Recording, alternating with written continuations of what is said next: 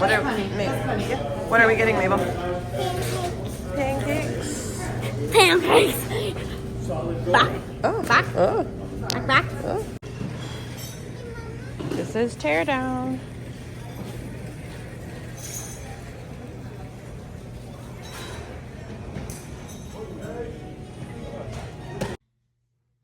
All right, editing Jessica, sneaking in here. So while we were packing up our booth, I also snuck over to my neighbor's booth who had been directly across from me, and they also sold knits. And their prices, I don't know how they make money on these. And I'm not like throwing shade at them or anything, but I'll show you two of the pictures of their prices. They were selling shawls for $30 and hats for $20. But the amount, like the hat that you're going to see here in a second, it probably took at least 2 hours, probably even 3 hours. You know, it looks like it's done on like maybe size 5 or 6 needles, you know, with smaller yarn. And so to sell it for $20, like, I don't know. But it's hard to compete with those prices when I'm selling $60 hats. And I'm not going to lower my prices because $60 is the price that I need to sell them for in order to make this business work. But I kind of wish I could sit down with my neighbors and interview them and ask them how they come up with their prices and how they make money doing this. They also had a double booth. So I paid $300 to be there. They paid $600. I mean, maybe it was $500 for a double booth, but still, they had a huge booth and they sold a bunch of random stuff. I mean, it wasn't all knitting. They just had a little knitting section. But yeah, it's hard when people have prices like this. So I'm going to get you guys back to the video and you'll see what I mean. But I just wanted to pop on here and say how hard it is when people have prices like this. So back to the video.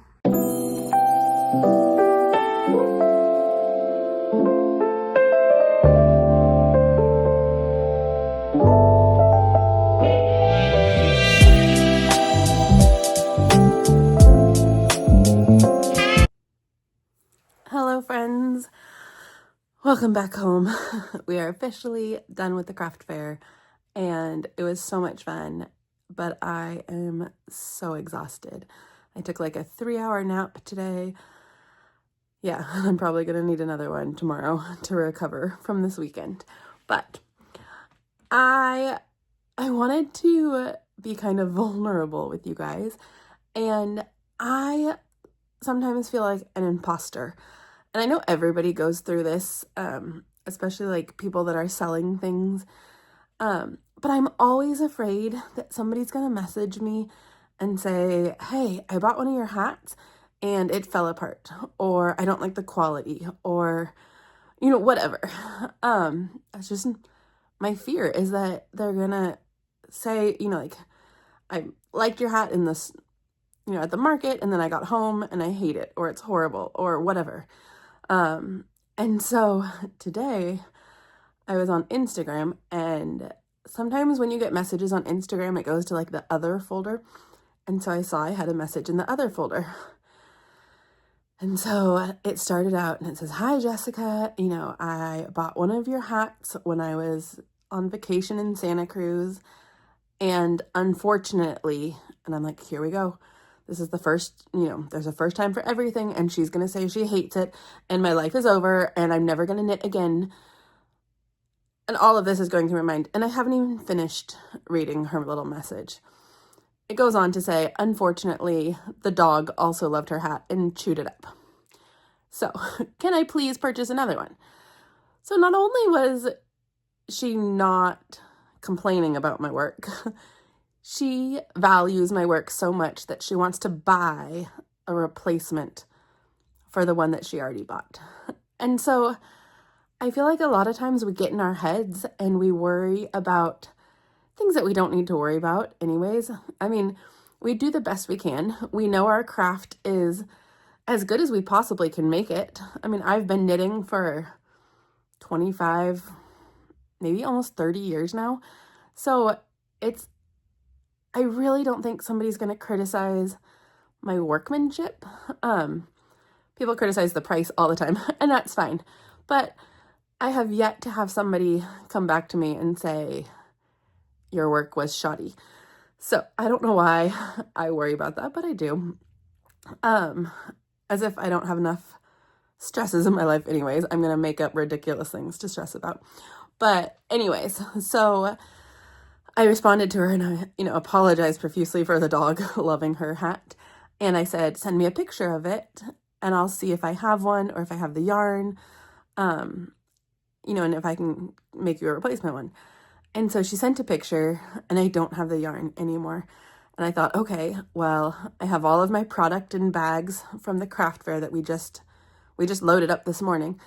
And so I went into our bus and I pulled out all the bags of product, went through them one by one, and I don't have a single hat in that colorway that she wants the replacement in.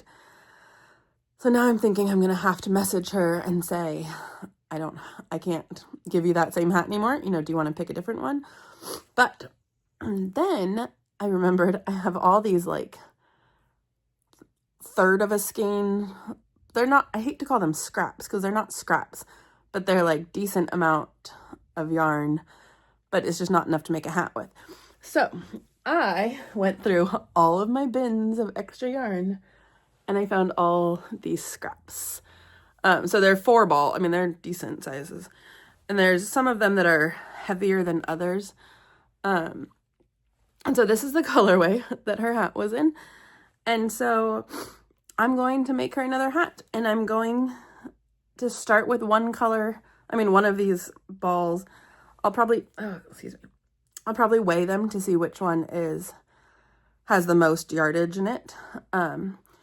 And some of them have more, like this one here has more blue. So if these 3 don't have the blue, I probably won't use this one unless I absolutely have to. I want to make it match as much as possible. So then I was all gung-ho and I'm like, I'm going to knit her this hat right now. And then my needles, of course, have half a project on them. So now before I can even start the replacement hat, I have to finish this baby watermelon hat. And at least it's small and it's almost, I'm almost to the decrease part, so it won't take that long. But these are the the only needles I have, and so I need to finish that hat before I can work on this customer's replacement hat. So I just wanted to share some ridiculous part of my worries as a crafter and a small business owner. But I'm oh, gonna sneeze.